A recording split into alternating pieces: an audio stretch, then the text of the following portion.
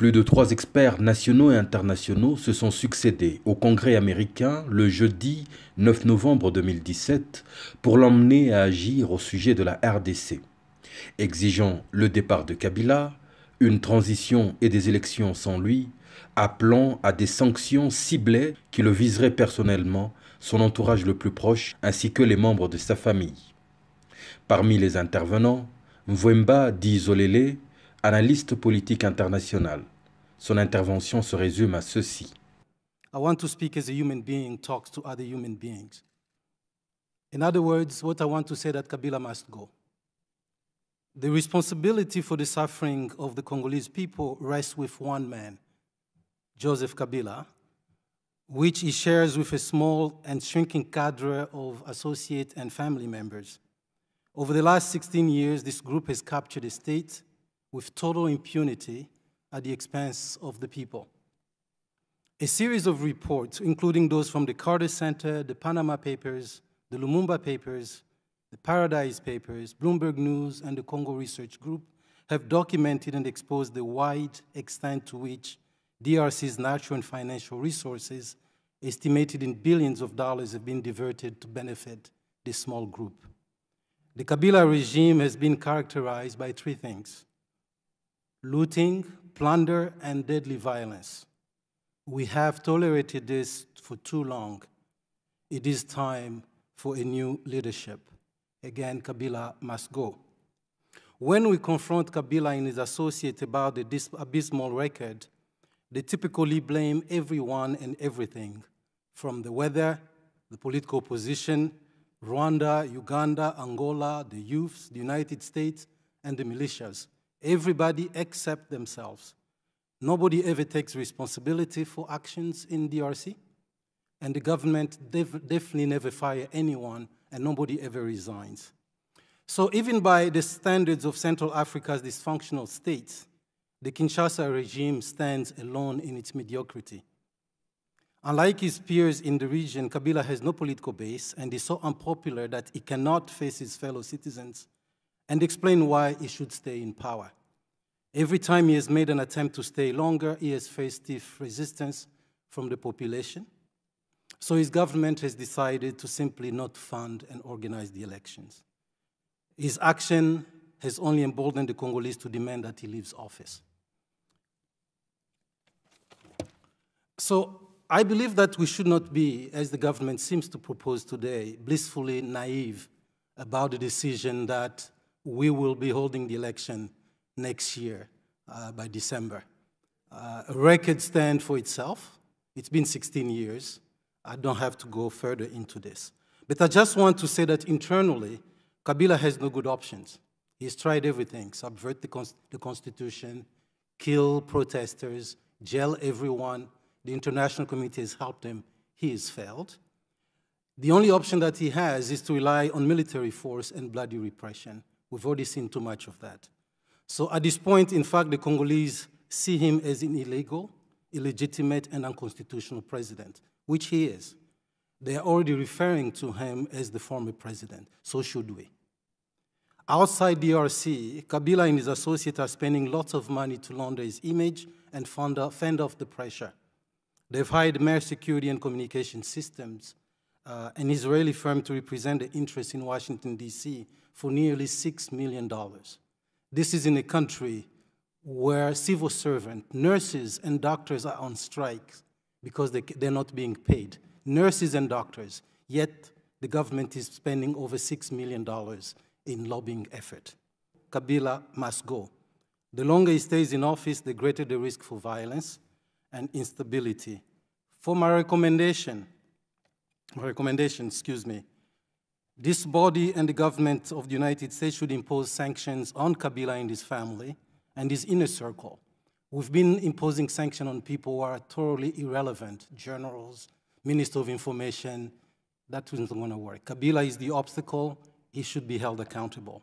We've spoken to Kabila for a long time at the highest level of this government of the United States. President Obama, Secretary Kerry, Secretary Clinton, Senator Russ Feingold, Tom Perriello, they've all engaged Kabila in the nicest of way that most tin pot dictators would have wished for, and he's not adjusted. We should impose sanctions on Corneille Nangaa, the head of the Independent National Electoral Commission. His delaying tactics fuel the tensions and pose even a greater risk for stability. Many of you have met Corneille Nangaa. He's really convinced in his own bubble that what he's saying makes sense, but all of us know that what he says most of the time is incoherent and nonsensical. In fact, Corneille Nangaa has retained a lobby firm, Reset Public Assets, LLC, to represent him in Washington, D.C., for a monthly fee of $30,500 to represent him ahead of an electoral commission. The Madison Group, LLC, represents the Independent National Election Commission for a fee of $25,000. This is a red flag. The message here is that the Electoral Commission and its president care more about what the US government thinks or does, while showing utter contempt for the Congolese opinion. While they almost never meet the Congolese opposition to update them on the electoral process, they're spending millions of taxpayer dollars, both in the US and in Congo, on frequent travels and on expensive lobbying efforts in Washington, D.C. This, again, is unacceptable. Corneille Nangaa should be held accountable. He should be put on a sanction list. Fred Bauma de la Lucha. On Monday, October 30th, Jonathan Kasigwa, Gustave Kambale, Jean-Louis Kikandi, and Remy Mulwana, and Obed Mumbere, all under 20 years old of age, were shot by Congolese National Police and the military police while demonstrating peacefully in Goma. Those demonstrations were called by the civil society coalition, including movement Lucha. The aim of these demonstrations was to call President Kabila to resign as a consequence for his failure to organize the election and to respect the timelines in our constitution. It should concern the United States that this violent crackdown on peaceful protesters took place so blatantly within a week after Ambassador Nikki Haley visited the DRC. I have personally experienced this repression, and when I spent over 17 months in jail for exercising my basic constitutional rights. But my story, unfortunately, is not unique. Since September 2016, almost 150 peaceful demonstrators have been killed, while 100 more have been arrested or kidnapped by security forces, and many of them remain in jail. Even while facing repression, Congolese people are repeatedly demonstrated with the same message: the need for a peaceful transition by the end of this year, as stipulated by the Senko agreement. As Vemba said, Kabila must go.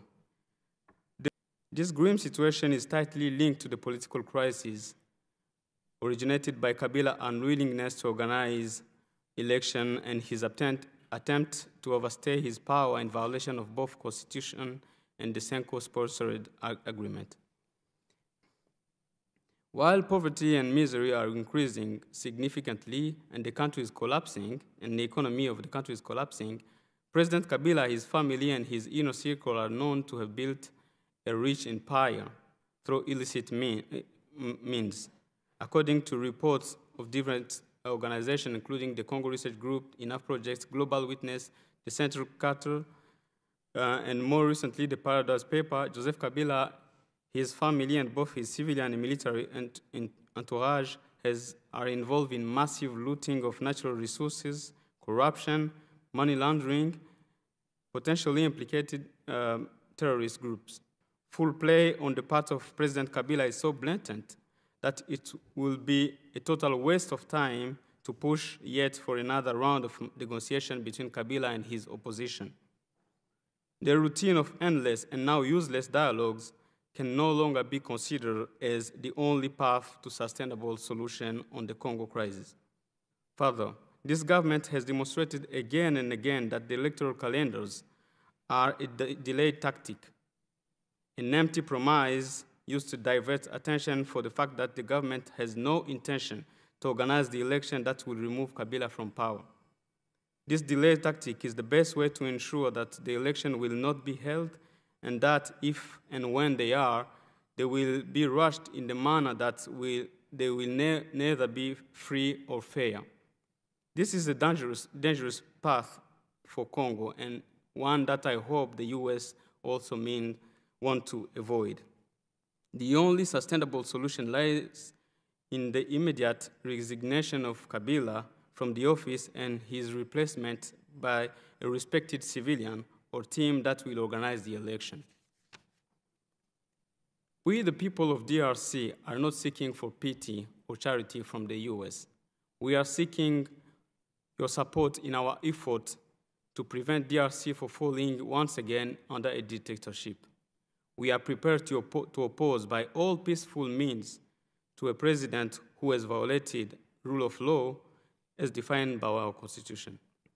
The US should impose direct targeted sanctions against Kabila and his inner circle responsible for human rights violation, money laundering, corruption, and sabotage of the political and electoral process. The US should require the UN and the MONUSCO to stop any kind of support to the Congolese security service, including the Congolese army and the police, who are the main perpetrators of human rights violations.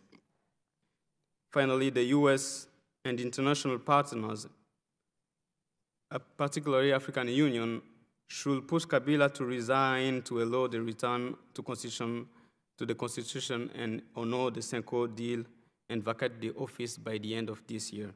Any contact with Kabila should aim to effecting his resignation so that to allow the return to constitutional order. Mr. Chairman and members of committee, I hope that this committee and the US citizen understand our hunger for peace, for democracy, for liberty, for dignity, and for happiness. I hope that you understand, as did the US founders, that whenever any form of government becomes destructive to its ends, as it is the case in DRC, it's not only the most sacred right of the people to abolish it, it's our indispensable duty. Thank you. Ida Sawyer, directrice Afrique centrale de Human Rights Watch. As you know, President Kabila's constitutionally mandated two-term limit ended in December 2016. Yet he has used one contrivance after another to delay elections while plunging the country into a web of security, humanitarian, political, and economic crises that have had devastating consequences for the Congolese people and risk destabilizing the volatile sub-region. Yet at the same time, the message that elections only need to be held before the end of 2018 was seen by many Congolese as giving a free pass for Kabila to continue his delaying tactics and stay in power another year, despite his lack of constitutional legitimacy. Congolese officials have blatantly disregarded previous election calendars, while Kabila and his ruling coalition have largely ignored the main terms of the New Year's Eve agreement signed last year. Kabila should be stepping down by the end of this year. By unilaterally extending the time frame, the US runs the risk of losing credibility among key actors in Congo. Yet, if the US is willing and able to use its influence now to ensure fair elections that reflect the will of the Congolese people, it could rebuild any lost legitimacy. Congolese government and security force officers went so far as to implement a deliberate strategy of chaos through orchestrated violence, especially in the southern Kasai region, where up to 5,000 people have been killed since August 2016. Nearly 90 mass graves are scattered across the region. 600 schools have been attacked or destroyed, and 1.4 million people displaced from their homes, including 30,000 who fled to neighboring Angola. In March, 2 UN investigators, Michael J. Sharp, an American from Kansas, and Zaida Catalan, a Swedish and Chilean citizen, were killed while investigating violence in the region. Human Rights Watch investigations suggest government responsibility for the double murder. Kabila's refusal to relinquish the presidency can partly be explained by the considerable fortune he and his family have amassed during his tenure and the millions of dollars in mining revenue that have gone missing. Such corruption has helped leave the government bereft of funds to meet the basic needs of an impoverished population. Hundreds of government employees went on strike in recent months, including hospital workers who hadn't been paid since 2016. This comes amid a national cholera epidemic and impending famine threatening millions of Congolese. Meanwhile, brutal repression has continued unabated, as Fred described. Security forces shot dead more than 170 people during protests in 2015 and 2016. Earlier this year, security forces killed 90 people in a crackdown against a political religious sect. During a protest in Goma just on October 30th, security forces killed 5 people, including an 11-year-old boy. Hundreds of opposition leaders, activists, and journalists have been jailed. In July, unidentified armed men shot and nearly killed a judge who refused to hand down a ruling against an opposition leader. More protests are planned in the coming days and weeks. Citizens' movements, human rights activists, and opposition leaders have denounced the new electoral calendar as a fantasy and shameful maneuver by Kabila to stay in power indefinitely. They've urged the Congolese people to mobilize. They've proposed a citizens' transition without Kabila, led by individuals who could not be candidates, to allow for the organization of credible elections. There is a real risk of increased violence in the coming months. As things now stand, the US, including Congress, cannot afford to take its eyes off Congo. There is too much at stake. Kabila has given no clear signals that he intends to leave power, while the repression, violence, and corruption have become so pervasive across institutions and security forces that it is nearly impossible to imagine credible, peaceful elections being organized with Kabila still president. While there is no easy path forward, a short citizens' transition without Kabila is probably the best way to ensure good elections. To get there, the US should work closely with regional and international partners to press Kabila to step down, ensure concerns about Kabila's physical security after he leaves office are addressed, and actively support consultations to determine the management of a post-Kabila transition. We also urge Congress and the US administration to support the following: expand targeted sanctions on Kabila's family members and close financial associates, including those involved in serious corruption, to quash peaceful dissent or otherwise maintain Kabila's rule.